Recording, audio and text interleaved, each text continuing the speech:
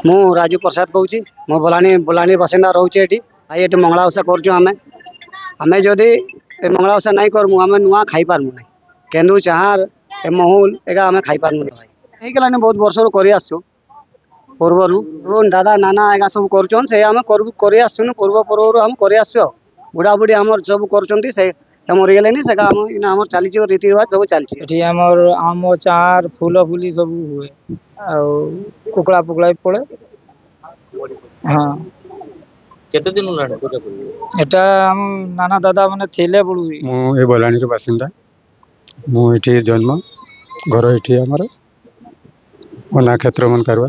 ଆମର ମା ମଙ୍ଗଳାଙ୍କର ଯେଉଁ ପୂଜା ଆଜି ହେଲା ବା ହେଉଛି, ବହୁତ ଲୋକ ଆସିଥିଲେ ପୂର୍ବରୁ ତାଠୁ ବି ବହୁତ ଲୋକ ଆସୁଥିଲେ। ଏଇନେ ବହୁତ ଜାଗାରେ ସେଇ ମାଆଙ୍କର ପୂଜା ହେଉଛି।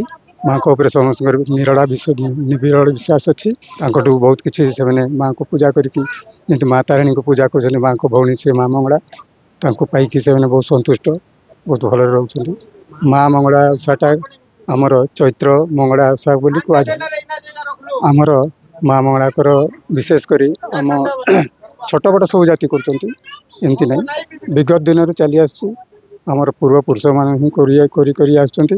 ତାପରେ ତାଙ୍କ ପିଢ଼ି ଆମେ ଆଜି ପହଞ୍ଚିଛୁ ଏଇ ପାର।